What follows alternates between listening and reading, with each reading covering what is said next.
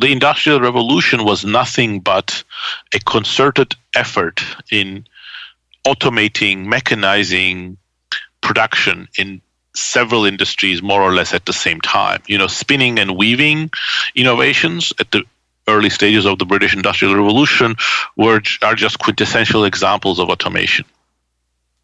So then the question that you ask is obviously a very important one. How come things worked out so well in the past? And I have two answers for that.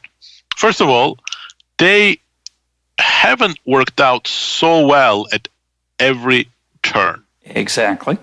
Agreed. But more importantly, the way that they have turned out well has not been an effortless, automatic implication of automation.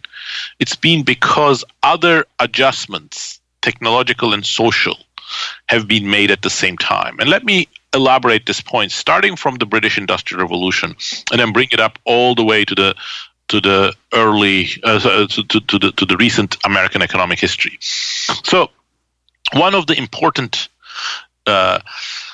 surprising facts that economic historians of the British Industrial Revolution have struggled with is what they used to call the living standards paradox, or what more recently Bob Allen, economic historian at Oxford, called Engel's pose, after Friedrich Engel, which is that for about 80 years, data are scant, so this is a rough estimate, but for a long period of time, exceeding half a century, there were all these amazing innovations, flood of machines that made people dub this period the Industrial Revolution, but at the same time, wages were stagnant.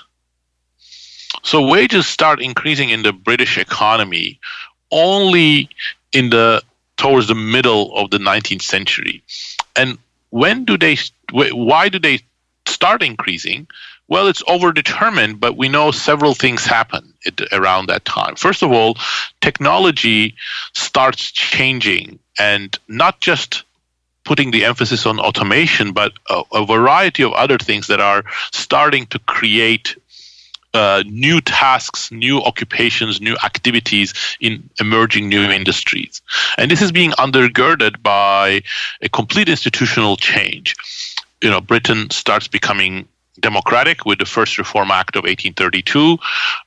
Then the vestiges of some sort of a social safety net administered by the state starts cropping up, investment in education increases, and quite crucially, trade unions start organizing and protecting workers against excessive power of firms, especially because early stages of the Industrial Revolution, was replacing the labor of relatively high paid by the time, by the standards of the time, artisans by machines and labor of women and children. So all of these things sort of start changing at the social, political, and economic level.